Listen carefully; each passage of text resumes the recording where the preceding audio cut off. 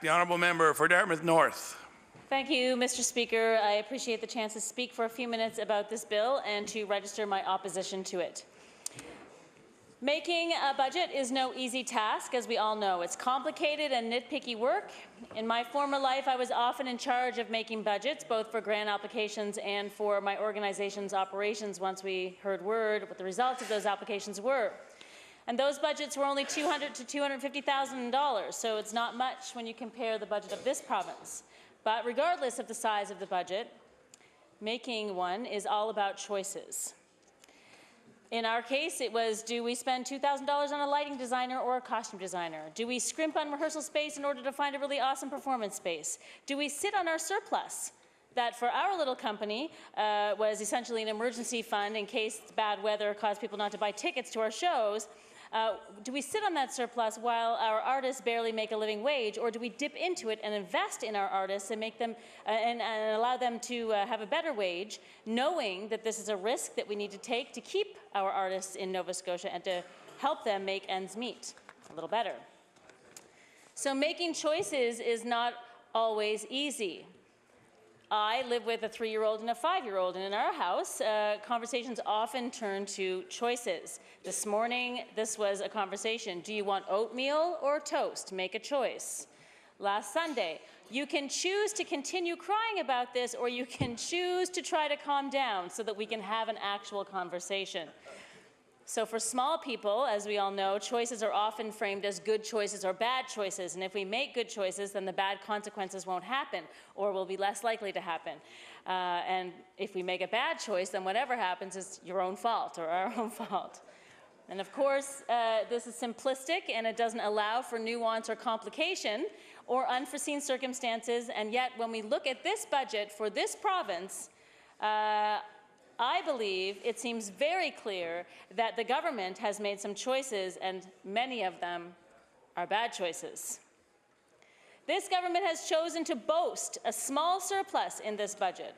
And as my colleague from Dartmouth South said the other day, the members of this government feel very proud of the fact that there's a small surplus. They clap and self-congratulate.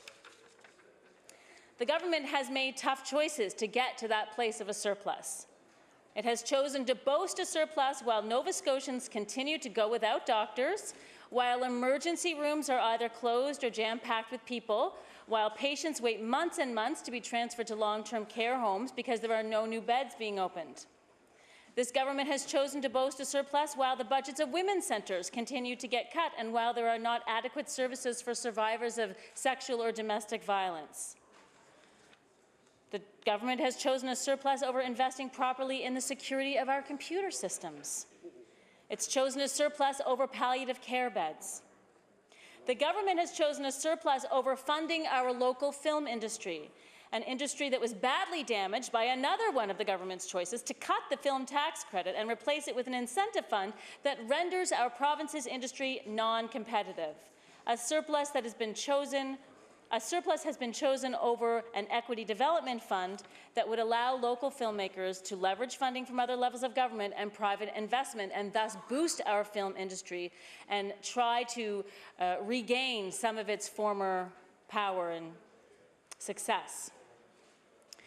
A surplus was chosen while over 1,000 Nova Scotians with intellectual disabilities wait to find housing in the community.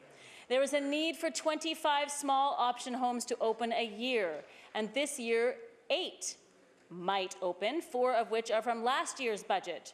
A surplus was chosen over the rights of these people to live in their community. The government has chosen a surplus over making life easier for the people who are living in poverty in Nova Scotia. And this, Mr. Speaker, is a very bad choice. People who live in poverty in Nova Scotia, especially the children who live in poverty, are among the poorest people in this country. People in the lower income brackets in our province cannot find housing in their price range, and if they can, it's often in terrible condition and unsafe to live in. These same people cannot afford to buy groceries for their families and often have to choose between food and paying their power bills. The government has made a choice to have a surplus rather than increase the rates of people living on ESIA. There's plenty of promises for next year and transformation and all of that. But, Mr. Speaker, these people cannot wait any longer.